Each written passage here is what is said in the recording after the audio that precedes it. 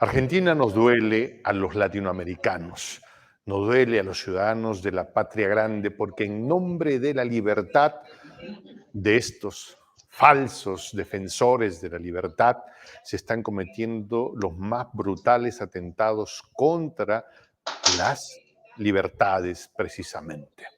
Contra la libertad de hablar, de expresar. Una de las televisoras más importantes de Argentina ha sido cerrada, ha sido amurallada, ha sido callada, ese es el término. Mientras los agentes de la brutalidad de estos seres cainitas, movidos como títeres, como títeres zombies de la maldad, movidos por la señora Bullrich, estos agentes de la seguridad, se pasean por las calles agarrando a golpes a los jóvenes que en el uso de su libertad se expresan.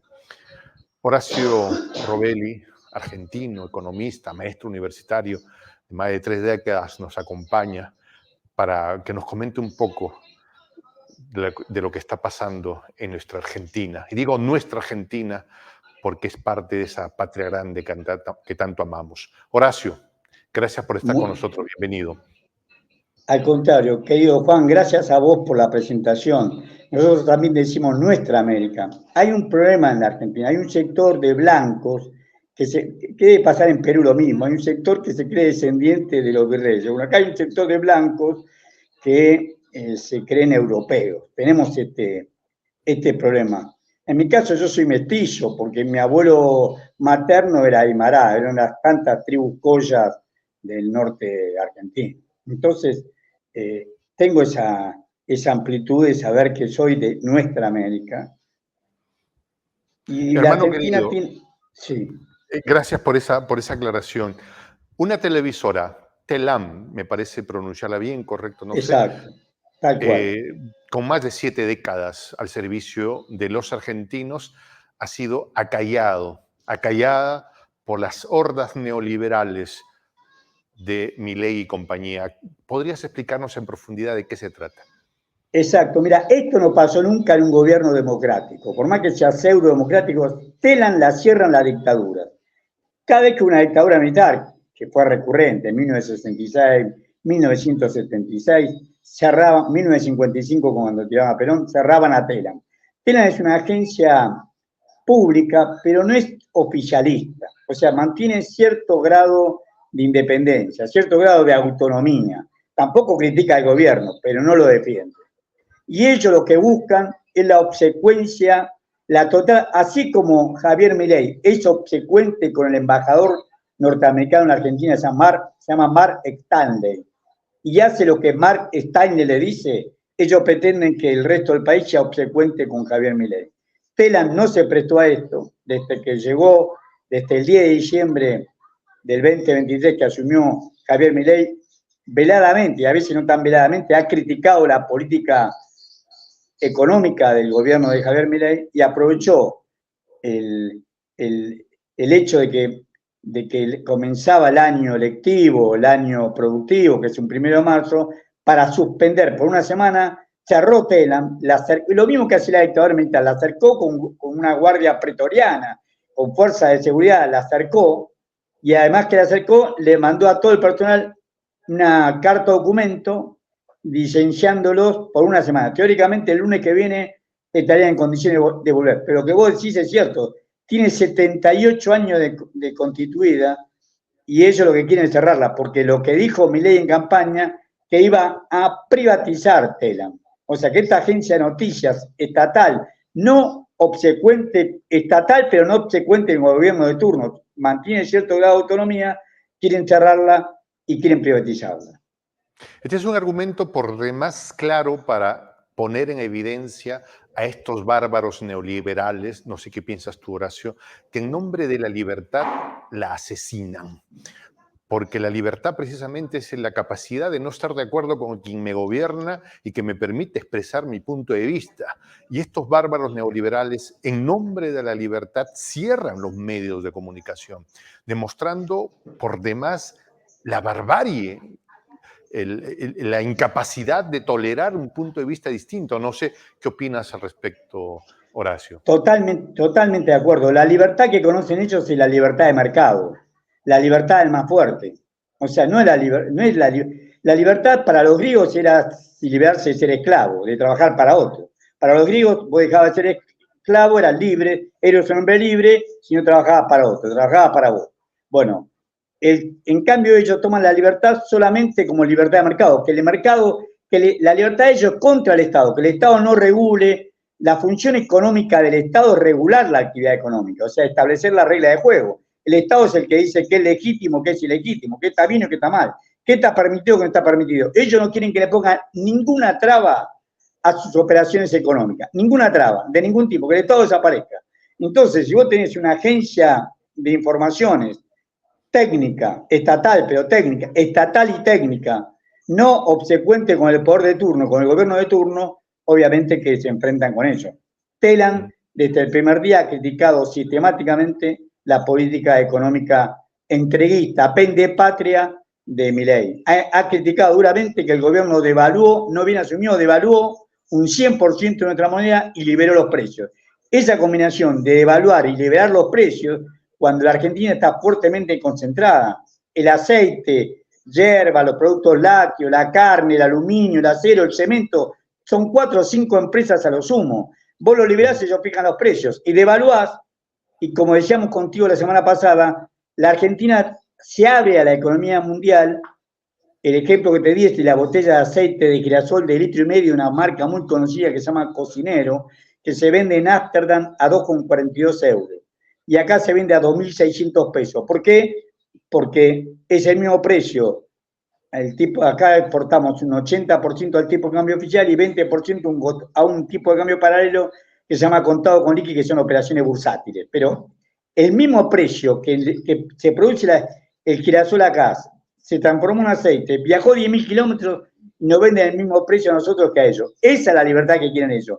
Entonces, si tienen que volver a devaluar, y seguramente que van a devaluar en unos días más, porque el campo, como le gusta llamarse a los grandes productores, que son no más de 10 o 15 grandes productores, y son 9 grandes comercializadores y acopiadores de grano, los más grandes del mundo. Está Viterra, que es el más grande del mundo porque la fusión de Bunge con Glencore, está Louis Dreyfus, Cargill, ADM y Costco, que es la China, y después las nacionales, Aceitera General Dehesa, Molino Río de la Plata, que es la que produce el aceite cocinero. Bueno, todas estas, lo que están esperando es para poder exportar, viene la época de la liquidación de las exportaciones de la cosecha gruesa, que es lo más importante que tiene Argentina ahora, que es maíz y soja. Para poder exportarlo van a exigir que se devalúe. Entonces, por eso ellos callan cualquier voz disidente, porque saben que la devaluación va a provocar que en vez de pagar, van a seguir vendiendo a 2,42 euros la botella de 1,5 litros de aceite cocinero de girasol. Pero a nosotros nos van a cobrar 5.000, 6.000 pesos porque va a ser la devaluación lo que va a quedar el precio. Y los salarios, por supuesto, no aumentan.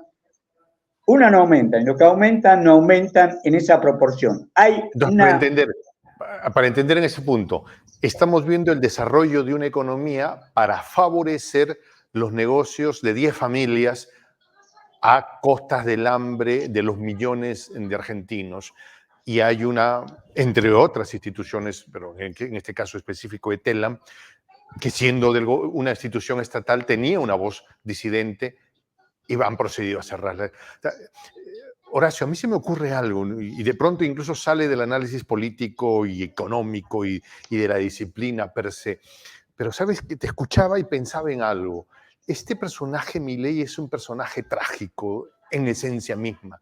Y sabes, me hace recordar al Guasón de la película esta este personaje de Batman, ¿no? Pero este Guasón de la última película en la que se le ve llevando el caos a la ciudad y odiando, y se sabe que odia a sus padres y los odia por siempre, ¿no? Y genera el caos, incluso elimina a un conductor ahí en la televisión, ¿no?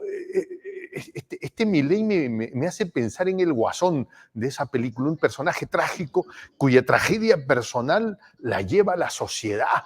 Me da la impresión que estamos frente a un personaje de esa dimensión. Mira, es un enfermo mental, es un desequilibrado mental, es un psicótico. Ha tenido brotes de psicótico. Habla con un perro muerto. Pero en realidad lo utilizan yo no diría 10 familias, sí 10 sociedades. 10 sociedades que tienen los distintos mercados, porque familias fueron originalmente familias, pero ellas son sociedades. Son estas 10 sociedades que son los que manejan este país, inclusive con clara connivencia con el sector externo, con clara asociación con el sector externo. Lo utilizan como mascarón de prueba. Él trabajó para un gran grupo económico acá que se llama el Grupo América Urnequian. Y lo utilizan. Urnequian tiene el jefe de gabinete de ministros y el ministro del Interior, son dos empleados, están con licencia por cargo público, pero son dos empleados de Urnequian. Y ha nombrado gente en las administraciones de las empresas YPF, que es nuestra principal empresa petrolera, Yacimientos Petrolíferos Fiscales, lo nombró al que era el gerente general de Tech Petrol, que es la petrolera de Techín, que es un gran grupo ítalo-argentino, Techín, que se llama Horacio Marín, es el presidente de YPF y es el presidente del Club de Petróleo. O sea, te cuenta, tiene un grado de connivencia muy fuerte con el poder. Él es un títere que manejan y es grotesco. Claro, andaba por la televisión y él causaba gracia porque salía siempre con cosas histéricas. Un guasón, pues un guasón. Un guasón, pero claro, lo que pasa es que a él se presta a hacer ese personaje, pero no maneja. El discurso que lo hicieron entre Larry Fink, que es el CEO de BlackRock, hoy todo el ministerio, lo que te decía vos la semana pasada, toda la parte del manejo, la caja en Argentina la maneja BlackRock, la maneja Larry Fink, lo tiene a Luis Caputo como ministro de Economía y a Santiago Bausili, que los dos son socios y son empleados de BlackRock. Trabaja en una consultora que tiene domicilio legal en Manhattan, que trabaja para BlackRock, para Vanguard, para Franklin Templeton, para Pinco, para grandes fondos de cobertura que invierten en Argentina.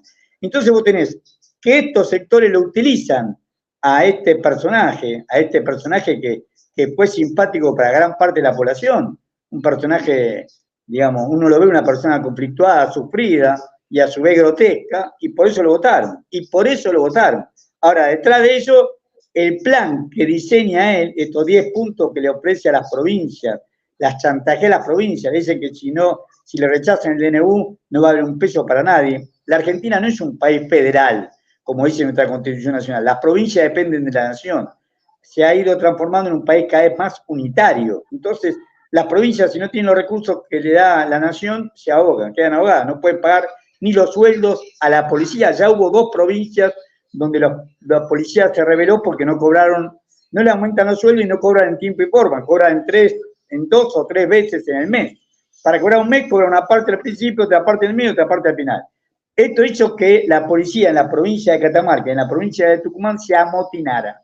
Bueno, esto va a seguir pasando. O sea, estamos en un conflicto permanente porque hay una brutal redistribución del ingreso del mercado interno hacia el sector externo. La devaluación lo que provoca es eso. Vos transformás a ellos, los que tienen dólares, los que pueden traer dólares, compran por la mitad o menos la mitad de lo que vale el doble. Entonces el poder lo tiene el sector externo.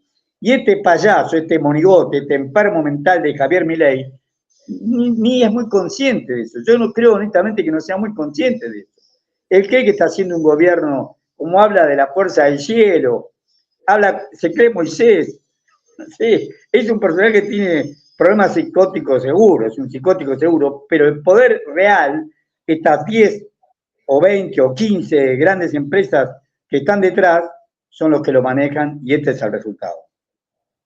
Ahora, en medio de esta expresión grotesca de este monigote desarraigado de la realidad, vemos que chicos salen a las calles a protestar o se están moviendo en buses y se encuentran con que sectores de la policía los agarran pero a golpes, los muelen a golpes, y estamos viendo estos videos que comienzan a circular por redes como por ejemplo Twitter, ahora X, ¿no?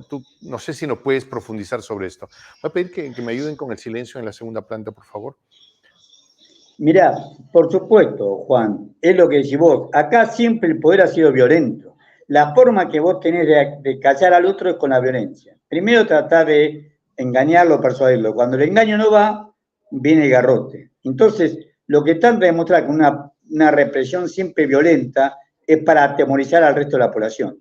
Cuando se trataba un proyecto de ley ómnibus, que finalmente el Congreso se lo rechazó hace 2 semanas atrás, había más de 5.000 efectivos alrededor del Congreso, más de 5.000 efectivos. Entonces, ellos sabían que iba a haber una gran manifestación, hubo una gran manifestación, pero tenían que estar lejos del Congreso y las cámaras no telan, pero las otras cámaras filmaban solamente o dentro del recinto o alrededor del recinto donde no podía entrar nadie, porque estaba cercado por vallas policiales. Pero eran cuadras enteras de gente acordándose de toda la familia de Milei, de mala manera, por lo que trataba de hacer. Está claro lo que me dices.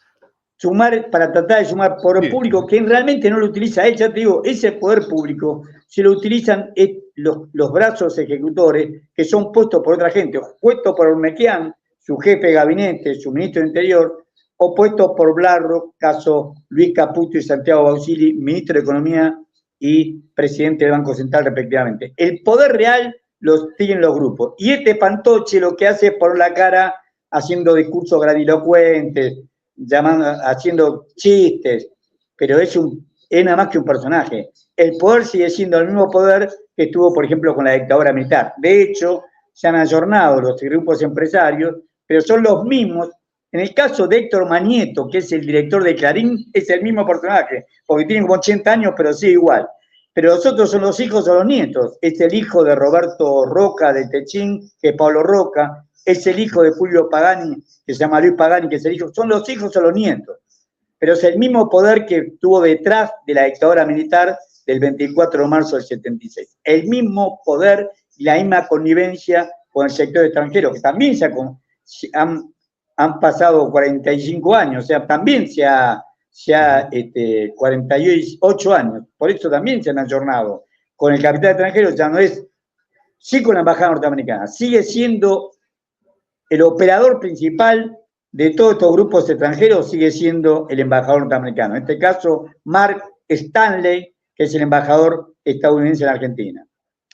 Ahora, ¿cómo percibes el apoyo de los sectores que le votaron inicialmente a Milei? Muchos jóvenes que esperaban un cambio porque iban a cortarle los privilegios a la casta, y ahora nos encontramos que el recorte no fue a la casta, fue a la gente del pueblo. Hace unas horas atrás yo vi un video de un señor que tenía una bodega y decía, llorando frente a la cámara, no puedo más, yo no puedo más, la inflación me ha vencido, soy un guerrero, mi mujer sabe que soy un guerrero, pero ya no puedo más, hasta aquí llegué, muchachos. Y a uno le duele, pues, no ver a alguien que ha puesto su empresa y hecho un esfuerzo y tiene que cerrar su almacén, no sé cómo le llaman allá, bodegas le decimos acá, pero un espacio de venta de cosas al pan llevar, ¿no? Entonces, ¿cómo está esa gente que le votó inicialmente a Milei? ¿Todavía hay gente que mantiene ese apoyo? Porque argumentos no hay. Les prometieron cortar los privilegios a la casta y es la casta la que está llevándose el país, pero en carreta. ¿Cómo se presenta ese escenario? ¿Cómo lo explicas? Como una estafa, una gran estafa, pero ya veníamos una estafa. Los 40 años de democracia nuestra, salvo el gobierno de Néstor Kirchner, que fue una excepción, pero fue una estafa. Nosotros teníamos, cuando entramos en la primera democracia, en el gobierno de Raúl Alfonsín, en diciembre de 1983, había una deuda externa brutal que hicieron las empresas. Tomaron deuda y se la traspasaron al Estado, y Alfonsín legitimó, el Estado de Alfonsín legitimó, aceptó todos esos títulos, hizo un canje de deuda de esos títulos firmados por nadie, porque habían firmado funcionarios de la dictadura militar por funcionarios de la democracia. Voy a contar una pequeña anécdota personal. Yo vengo del radicalismo, vengo de ese partido, y trabajaba con Bernardo Grimpun, que fue el primer ministro de Economía. Bernardo Grimpun se negó a hacer eso. Se negó a hacer eso y se peleó con Alfonsín. Lo echó a Joaquín Ferrán, que era el representante del Fondo Monetario Internacional, el 18 de febrero de 1985, lo echó a los gritos de la oficina. El querido don Bernardo tenía 58 años, pero era hipertenso. Se le salió la cadena y lo echó a los gritos de la oficina. En castellano, porque Joaquín Ferrán era catalán y hablaba castellano perfectamente. Y el ruso, como le decían los amigos, ese patriota que fue don Bernardo Grimpo, lo echó. Al día siguiente, el 19 de febrero del 85, Alfonsín lo llamó a la Casa Olivo, que son las casas presidenciales, le pidió la renuncia. Lo echó al amigo, lo echa al amigo de toda la vida. ¿Para qué? Para poner a quien después aceptaron los títulos de deuda. ¿Por qué lo echó el ruso? Porque él quería aceptar los títulos de deuda, quería investigar la deuda. Eso que hizo Alfonsín lo volvió a repetir Alberto Fernández. La deuda que había tomado el gobierno de Cambiemos de Macri, una gran estafa del pueblo argentino, una gran deuda que no se investigó. Tomó más de 100.000 millones de dólares. Para nosotros es muchísima plata. Es la cuarta parte de nuestro Producto Bruto Interno. 100.000 millones de dólares. No se compró un ladrillo. Hoy que era bueno, con 100.000 millones de dólares se construyeron 1 millón de viviendas. No se compró un ladrillo. No se estatizaron los puertos. No tenemos marina mercante. 100.000 millones, no 1 millón de dólares, 100.000 millones de dólares. Una cordillera de los Andes en dólares. 100.000 millones de dólares desaparecen en 4 años y el gobierno de Alberto Fernández, que había prometido cuando inauguró la sesión extraordinaria, pero de esa época, el 1 de marzo del 2020, que iba a investigar la deuda hasta las últimas consecuencias, no lo hizo. Ahí está la etapa. O sea, legitimó, el gobierno de Alberto Fernández legitimó la etapa, acordó con el Fondo Monetario Internacional un canje de deuda, cambiar los títulos firmados por Macri, por el gobierno anterior, por el gobierno que Cambiemos, por nuevos títulos firmados por Martín Guzmán, que era su ministro de Economía, y hicieron un canje. Y lo mismo hicieron con la deuda privada, con la deuda pública, pero en manos privadas, en manos de estos bonistas. Se hizo un canje también. O sea que el Estado argentino aceptó toda la deuda de Macri, 100.000 millones de dólares, lo mismo que hizo Alfonsín, lo hizo Alberto Fernández. Dos cobardes que prefirieron arreglar antes que pelear. Y por supuesto, el pueblo le echa la culpa a todo, inclusive a Cristina Fernández de Kirchner, que era la vicepresidenta y que no dijo nada. Hacía algunas observaciones como si fuera una comentarista, no la vicepresidenta de la Nación. Ella tenía que llevarse el plató y haber renunciado. Nosotros esperábamos que ella renuncie después de esto. No, se quedó el gobierno los 4 años, criticándolo, pero sin hacer lo que los radicales llamamos efectividades conducentes, por un viejo caudillo que se llamó don Hipólito Yrigoyen, que fue presidente de la República Argentina 2 veces, a principios del siglo XX. Bueno, esa efectividad conducente no las hizo. Entonces vos tenés una estafa. Entonces el pueblo, que veía que no llegaba a fin de mes, no le creía a ninguno de los políticos. Es una gran estafa la política. Pero aprovechando eso, los giraron a la derecha. Y dijeron, bueno, vamos a echar a todos los políticos y con eso vamos a hacer el ahorro fiscal. Mirá lo que propone ahora en el discurso es medio pesado. Lo que pasa es que yo trabajé toda mi vida en presupuesto. Empecé trabajando con Greenpool en 1984 en presupuesto y seguí trabajando siempre en presupuesto. Ya fuera del gobierno, pero sigo leyendo. El presupuesto total, el gasto público de todo el sector público argentino, nación, provincia, municipio, del año pasado fue 43,5% del PBI. Este idiota, este enfermo mental dice que lo va a llevar no dijo en cuánto tiempo, que lo va a llevar al 25%. El costo político de asumo debe ser 3-4 puntos del PBI, pero no la diferencia entre 43, o sea, lo llevaría en el mejor de los casos a 40% del PBI, pero no a 25%. ¿Y cómo lo baja a 25%? Sacándose la jubilación encima, creando de vuelta el sistema de capitalización privada, y lo demás que no se jubilen, sacándose la obra pública, lo van a hacer todo por el privado, tenemos un sistema que se aplica en Chile de participación público-privada, entra a reducir todo el gasto público y no girándole a las provincias. Entonces, mientras esté Milei, cada día que pasa esté Milei, con esa finalidad de destruir el Estado, está destruyendo la nación. Destruyendo el Estado está destruyendo la nación porque el modelo de Milei no genera empleo. A ellos lo único que les interesa, lo que le interesa a Mark Stanley, el embajador de Estados Unidos, dijo claramente, la Argentina tiene lo que el mundo necesita, que es energía, petróleo y gas. Tenemos Vaca Muerta, que es la segunda reserva mundial de gas y de petróleo no convencional. No lo digo yo, lo dice el Departamento de Energía de Estados Unidos. Vaca Muerta, en la provincia de Neuquén, en la Patagonia Argentina, la segunda reserva mundial de petróleo y gas no convencional. Bueno, Vaca Muerta, le interesa la energía y le interesa los alimentos, en realidad forrajes. Le interesa alimentos y los minerales raros litio que tienen en la puna nuestra. Eso le interesa, pero en vez de decir, Mark Stanley dice, la Argentina tiene lo que el mundo necesita, no dice, la Argentina tiene elementos para crecerse y autoabastecerse de energía, de alimentos y de minerales raros, no dice eso. Dice, la Argentina tiene que vender todo afuera. Y este cretino, este desequilibrado mental, dice, está prohibido no exportar, vamos a exportar todo.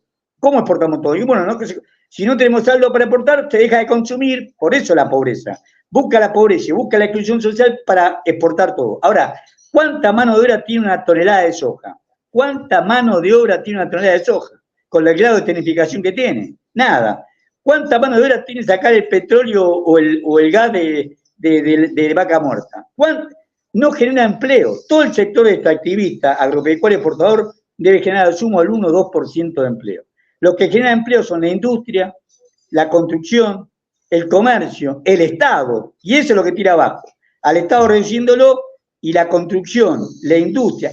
Acá vota de Telam que lo cerró el gobierno, pero acá hay una gran empresa, ahora es una empresa belgo-inglesa, que se llama Cinder, que hace la estructura de los alambres para el hormigón, para la estructura de hormigón. Como está todo parado, no hay construcción, la empresa cierra desde el 15 de marzo hasta el 15 de abril, un mes cierra la empresa porque tiene estoqueado tantos cables, no tiene venta no le demandan porque se paró la construcción. Son los cables gruesos que hacen la estructura de los pilones del hormigón. Esos cables gruesos los produce Cinder y tiene 5 plantas en Aquí tengo una pregunta para ti que tiene que ver además con la geopolítica regional. Entiendo que el gobierno de Argentina ha decidido cortar para siempre, entre comillas, el suministro de gas a Bolivia. ¿Qué hay ahí? ¿Hay un tema ideológico? ¿Hay un tema de recursos? ¿Hay un tema de ver cómo hacemos que al gobierno de Bolivia le vaya mal? ¿Qué percibes ahí al respecto? No, la verdad es que Bolivia está teniendo menos gas para exportar. Bolivia necesita gas para ello. Que fue un gran exportador de gas, le dio dólares en su momento y le exportaba a la Argentina y a Brasil. Lo que quiere hacer la Argentina es al revés. Es utilizar los mismos caños que venían de Bolivia. Los caños de Bolivia vienen a todo el norte argentino. Los gasoductos de Bolivia vienen a todo el norte argentino. Lo que está haciendo ahora, que es el segundo tramo del gasoducto, para cómo le pusieron Néstor Kirchner, que fue un patriota, no tiene nada que ver con esto, el gasoducto que va desde Vaca Muerta hasta norte argentino, va a ser, hasta ahora hicieron hasta la Pampa Argentina, o sea, el centro argentino. Ahora lo van a extender hasta la otra parte del centro, que es Córdoba, La Carlota, y de ahí van a enganchar con el gasoducto que venía el gas. Y ahora en vez de que venga, nosotros le vamos a exportar. Pero no a Bolivia, porque Bolivia se autoabastece, sino a Brasil. Todo el manejo que se hace de gas y de petróleo, venderle a Brasil. Brasil a Sao Paulo. O sea, el que se va a neutralizar con nuestro gas y con nuestro petróleo va a ser Brasil. Y utilizamos las cañerías de gas, los gasoductos de Bolivia que venían hacia nosotros para hacer el camino inverso. Ellos se llaman la reversa del gas. O sea, van a sacar de Vaca Muerta, del sur de la Patagonia nuestra, y la van a llevar al norte nuestro a través, y de ahí después a Bolivia y de Bolivia a Brasil. Ese es el camino que van a hacer. Okay. Quiero pedirte ahora que nos acerquemos al análisis de lo que puede venir y la expectativa de estos falsos libertarios, que en realidad son neoliberales de la peor casta, llegaremos como podamos a las elecciones del Parlamento. Y sueñan con lo que hizo el presidente Bukele, que yo creo que tiene una diferencia muy grande, ¿no? Y Milei dice, Bukele llegó al poder y no tenía una representación en el Parlamento, pero llegó y logró, y ahora tiene una amplia mayoría. Esa es la apuesta. La ley Omnibus ha tenido un frenazo en el Parlamento. La gran apuesta de Milei es una suerte de democracia, no sé, pues a través de un referéndum y ganar el Congreso. ¿Hay espacio para eso? ¿Qué percibes? No, es loco, pero no es tonto. Sabe que se hace un referéndum hoy y lo pierde, porque la gente que lo votó es la que está quebrando, la que no tiene un peso. Los jóvenes no tenían trabajo, ahora tienen menos. O sea, no va a hacer eso, es un bravuconada de él, pero no va a hacer nada de eso. Sí juega con la corrupción de los políticos. Los políticos llegan ahí esponsoreados por grandes empresas. Llegan ahí, la gran mayoría de los políticos llegan ahí no por su capacidad técnica o porque son representantes genuinos de un sector de la sociedad. Llegan ahí porque las empresas los monitorean y le pagan la campaña y llegan ahí. Los meten por televisión, como lo metieron a Milei, y así llegan. Él juega con la corrupción de los políticos y tener esa formalidad de tener el Congreso manejándolo él, pero no por poder popular. Esto es lo que busca él. Lo que busca él es que, con lo que tomó ahora es una medida de ganar tiempo. Fíjate que lleva 74 días en el gobierno y tiene conflictos de todo tipo. Tiene que reprimir a la población en 74 días, tienen que cerrar Telam, tienen que acallar las voces en 74 días de gobierno. Quieren llegar al 25 de mayo y son 75 días más. Estos 74 días fue un parto. Date cuenta que esto no va a llegar 75 días más cuando te estoy diciendo que ahora en marzo tienen que devaluar fuertemente porque el campo, los grandes productores, los grandes acopiadores de grano, que son los más grandes del mundo, exigen que se evalúe. Se evalúa y vuelve a caer el salario, vuelve a caer las jubilaciones. El conflicto social es inminente. ¿Cuándo se convocan a las elecciones del nuevo Parlamento? ¿Cuánto recién falta? dentro de 2 años. Dentro de 2 años. O sea, Imposible. No le va a dar, no hay tiempo para eso. No tiene tiempo ni para llegar al 25 de mayo. Realmente el conflicto social sí lo podía hacer la dictadura militar con 30.000 desaparecidos. La dictadura militar tuvo 8 años, pero con 30.000 desaparecidos y con las fusiles en la calle. Así sí llegaron. No lo va a poder hacer en esta democracia. Digamos, no es que la derecha no quiera, sino que el pueblo ya tiene la experiencia antes y se va a resistir. Es cierto lo que decís vos. La gente muy inocente compró el producto como si fuera un producto comercial y hoy lo estamos padeciendo. Pero eso no significa que va a ser para siempre. El descontento de la misma gente que lo votó a Milei viene creciendo y va a crecer más cuando vuelva a devaluar ahora dentro de 10, 15 días o 20 días. Ahora, cuando tenga que volver a devaluar... ¿Qué promete? O sea, ¿ya el ajustón ha sido el que había que hacerse o van a haber más ajustones? ¿Van a haber más golpes? O ya con eso, con esto, como lo hizo Fujimori en el Perú, ¿no? O sea, digo, hasta grosero resulta, ¿no? Porque Fujimori metió un golpe que nos descalabró a toda la economía, pero fue en una. Y a partir de eso, medio que se fue para adelante, ¿no? Pero fue en una. Y entonces se decía, Milei va a aplicar la de Fujimori, ¿no? Va a meter un hachazo en una, el viejo asunto, ¿no? De que no le puede sacar la cola a un perro de a poquito, si no se la saca hace uno, porque si no el perro se muere. Es la teoría de, ¿no? ¿Cómo va ese asunto? ¿Ya se dio el golpe más fuerte o todavía van a venir ajustones más dolorosos? El mismo Milei dice que falta más doloroso que es en marzo y abril. El mismo Milei lo dice. Porque tonto no es. O sea, es un desequilibrado mental, pero no es tonto. Sabe que tiene que volver a devaluar y sabe que esto va a tener que repercutir. En la Argentina hay una relación inversamente proporcional entre el salario y el dólar. Cuando se evalúa, sube el precio del dólar, como todos los productos se venden afuera, como vendemos alimentos y energía que se venden afuera, nos encarecen la vida a nosotros. Sabe que esta ola de encarecimiento va a pasar y va a haber un nuevo conflicto. Y después de eso va a haber otro, porque después de los otros, como ellos quieren hoy la Argentina, mira, cuando se fue Cristina Fernández de Kirchner, nosotros tenemos el salario promedio, que lo hace que en ese momento era el Ministerio de Trabajo, era una simple secretaría, más alto de toda América Latina, $1.750. El último dato que sacó, que todavía era el Ministerio en octubre, ya cobramos $630, por debajo de Brasil que tenía $714. Hoy debemos estar por la mitad de Brasil. Por la mitad de Brasil debemos estar, en $360. Vos te das cuenta que vuelve a devaluar, bastamos a $200. Es imposible. La Argentina no resiste esto. Va a haber un conflicto permanente e increciendo. Un conflicto permanente e increciendo que le van a exigir la renuncia. Las provincias también lo saben. No se llaman engaños. Las provincias hacen todas que, bueno, hagamos que le hacemos caso. Pero después juegan solapadamente en contra. Las provincias saben que Milei los ha ajustado hasta lo último, les cortó fondos de suministro, les cortó este fondo de incentivo docente, como se cae el nivel de actividad, se cae la recaudación, tienen menos coparticipación federal de impuestos, tienen menos ingresos, menos todo.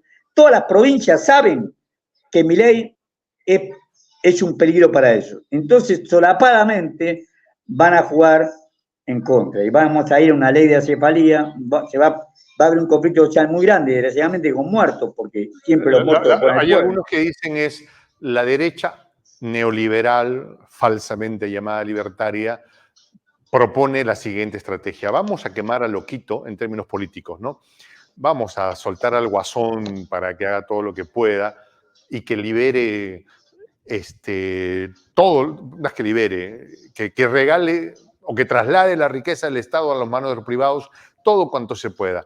Y cuando el Loquito ya sea insostenible, lo reemplazamos por la señora Villarroel, recomenzaremos acá, pero ya se apropiaron del Estado. Bueno, eso es lo que piensa la derecha, pero no los gobernadores.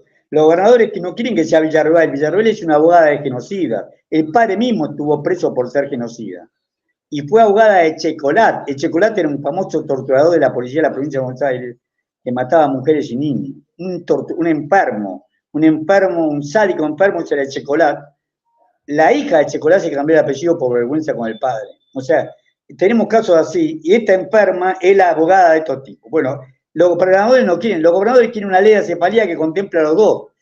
A ella por claro incumplimiento de la Constitución Nacional. ¿Por qué? Porque está rigiendo ¿Pero qué un tanto decreto peso tienen los gobernadores?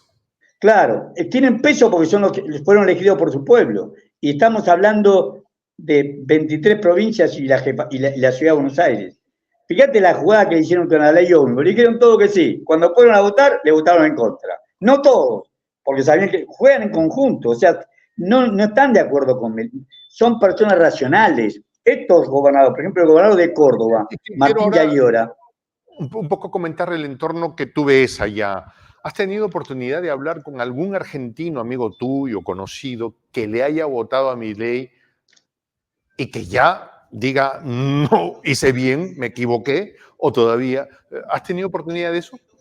Amigos no, pero sí vecinos, porque desgraciadamente vivo en un barrio donde la gente votó a Milei mayoritariamente. En un barrio en la ciudad de Buenos Aires que se llama Villa Devoto, donde la gente votó a Milei masivamente. Sí, vecinos. Y sí, yo ahora los gasto. Esta conversación, ¿qué es lo que te dicen? Nárranos un poco para que Y porque son jubilados, son tipos que son jubilados, y yo digo, bueno, ahora fíjate lo que cobraron. Al que más perjudicó fue a los jubilados. La gran mayoría, vivo en un edificio de viejos, yo soy viejo, pero son más viejos que yo. Y los tipos votaron a Milei, y yo dije, bueno, ¿cuánto cobrabas con la jubilación? ¿Qué podías comprar en octubre y qué podés comprar ahora? Y saben, se van al almacén puteando, no pueden, tienen que dejar mercadería porque no la pueden pagar. Son jubilados y no pueden tener el mismo nivel de consumo que tenían hace 3 meses atrás. Es drástico. Ahí la caída en la jubilación una quita por lo menos del 40%, por lo menos del 40% del ingreso. 40% del ingreso. Vos tengas 100 dólares, pasaste a ganar 60. ¿Qué es lo que te dicen cuando conversas con esas personas? Y algunos se ponen de mal humor, y otros se ríen y me dicen, ya estoy grande para hacer estas tonterías. Y sí, se gastan a sí mismos. Ya estoy grande para creer en estas cosas. Bueno, sí, ya grande, pero lo hiciste. Fuiste y lo votaste. Fuiste y lo votaste. No, amigos míos. ¿Sientes que se arrepienten o permanecen en su posición? No. Estos con los que hablo yo se arrepienten. Los otros que no hablo ni me saludan, supongo que están arrepentidos, pero no me lo van a reconocer a mí, que he sido siempre crítico. Pero también he sido crítico de Sergio Massa, que es supuestamente candidato popular. ¿Será que muchos se arrepienten pero que no lo quieren aceptar públicamente? ¿Puede pasar eso? No lo quieren aceptar públicamente, pero recién van 72 días. ¿Vos sabés lo que va a hacer esto en mayo? En marzo, ahora cuando devalúen, haceme la misma pregunta a fin de mes. Va a ser la cantidad de gente que lo votó y lo va a acordarse de su mamá. Esto es así, digamos, los jubilados, yo vivo en un edificio de jubilados, votaron masivamente a Milei, porque pasaban mal los jubilados con el gobierno de Alberto Fernández. Ahora la pasan peor. Se le sacaron un 40% el ingreso. No pueden, tienen que van a comprar al supermercado y tienen que dejar los productos que no pueden comprar. Bajan la calidad del vino, bajan la calidad de todos los productos que consumían. De los fiambres, de la carne, bajan todo, porque no tienen plata para llegar.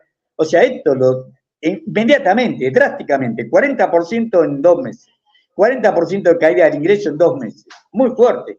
Y sectores medios que tienen dólares ahorrados y que malvenden los dólares para poder cubrir los mismos gastos que cubrían antes. Entonces, esa es la parte que quiero entender en profundidad, porque tengo entendido que el gobierno de Milei, digo, a través de los portales como BBC, Infobae y otros, dicen, uy, ya tenemos 5.000 millones de dólares recaudados este mes para pagar la deuda. Y uno dice, ¿y estos cómo sacaron? ¿Sacaron por arte de magia? No, lo que yo percibo, dime si estoy equivocado, es, están reventando el peso, lo están colapsando para que la gente saque los pocos dólares que tienen y los vendan a precio de nada para luego ellos captar el dólar y con eso ir y cumplir con su ofrenda de sangre al Fondo Monetario Internacional.